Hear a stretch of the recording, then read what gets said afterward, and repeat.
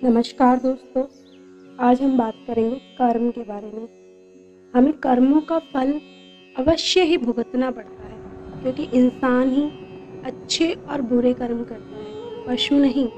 इसलिए हमें अपने कर्मों का फल भुगतना ही पड़ेगा, चाहे देर हो या सवेर। कर्म तो हमें भुगतने ही पड़ेंगे। इसलिए कर्म करने से पहले एक बार अवश्य सोचें, क्या मैं सही कह रही हूँ? अगर कर्म करने से पहले अच्छे से सोच ले तो शायद हम बुरा कर्म करने से बच सकते हैं। अगर आपने अपने आप को बचा लिया तो सजा से भी बच सकते हैं। अपने बुरा कर्म कर लिया तो एक ना एक दिन भगवान अवश्य सजा देगा। इस जन्म में नहीं, अगले जन्म में कर्मों का फल तो भोगना ही पड़ेगा। श्री कृष्ण जी ने भी गीता में कर्मों को सबसे उत्तम बताया है, क्योंकि कर्म ही हमारे भाग्य का निर्माण करते हैं। अगर हम अच्छे कर्म करेंगे तो हमारे साथ अच्छा होगा, अगर हम बुरे कर्म करेंगे तो हमारे साथ बुरा ही होगा। भगवान की न्याय व्यवस्था बहुत ही ज्यादा सुदृढ़ है। कर्म का फल अच्छे कार्य करने वालों को अच्छा और बुरे कार्य करने वालों को बुरा ही भोगना पड़ता है। भगवान के घर भले ही देर है मगर अंधेर नहीं है। जिसको आप देर समझते हैं वो भी देर नहीं है। कहते हैं ना, कर्म के पास न कागज है न किताब, फिर भी सारे जगत का हिसाब।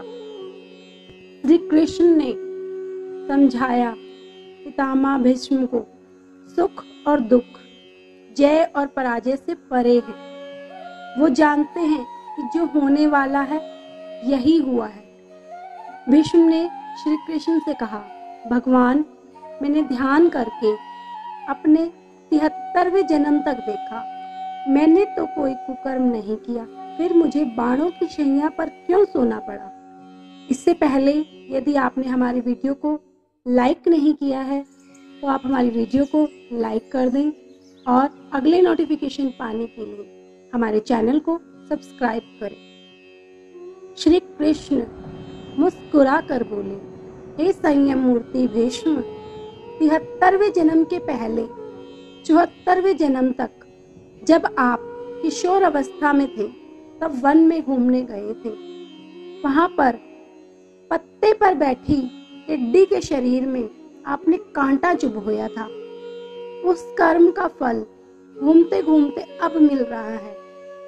कर्म का फल 6 साल में 2 गुना, 12 साल में 4 गुना, 18 साल में 8 गुना, 24 साल में 16 गुना इस प्रकार मिलता है। इसलिए जब आप कर्ता होकर कर्म कर रहे हैं तो सोच लें कि इसका क्या फल होगा।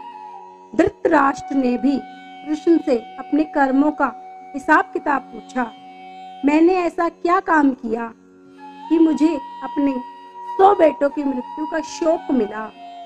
मैंने अपने 100 जन्मों तक पीछे देखा है, लेकिन ऐसा कोई कर्म मैंने नहीं किया। श्री कृष्ण ने अपने योग बल से देखा कि ये एक राजा थे और स्वादिष्ट व्यंजनों में खोए रहते थे।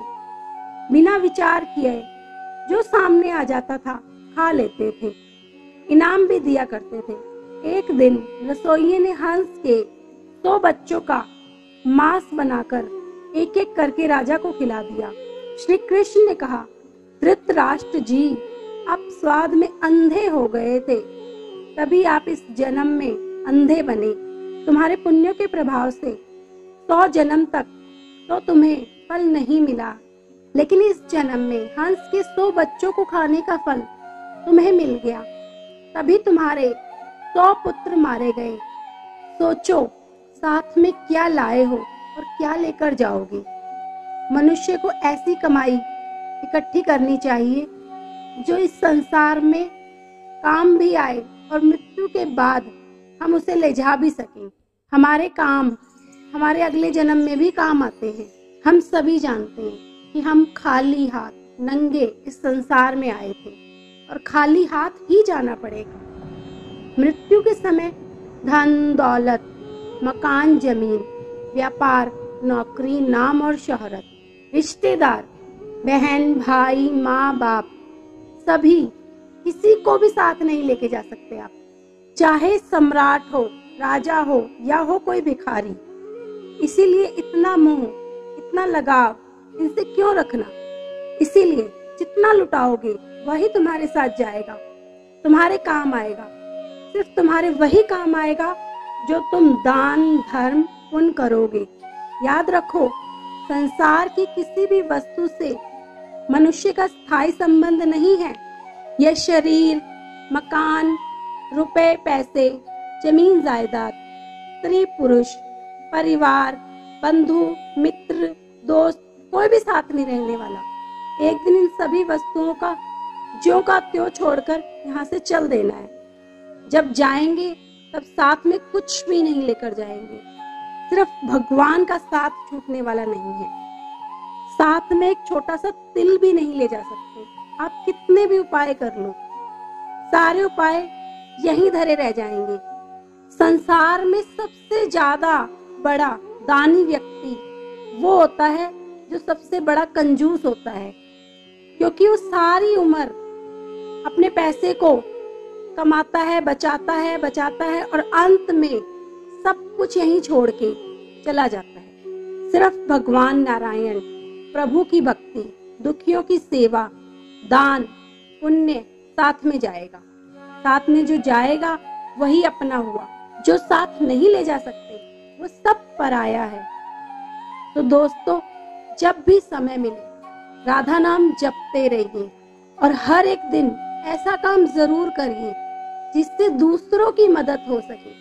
चाहे इंसान हो, जानवर हो या हो पशु पक्षी, अपने कर्मों की बही में कोई अच्छा कार्य जोड़ते रहिए ताकि भविष्य में हमें कर्मों का फल अच्छा ही मिले।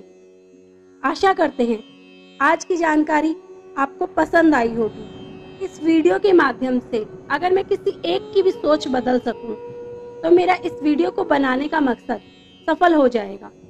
वीडियो को शेयर जरूर करें, चैनल को सब्सक्राइब करें और वीडियो कैसी लगी कमेंट करना ना भूलें। राधे कृष्णा दोस्तों, फिर मिलेंगे एक नई वीडियो के साथ।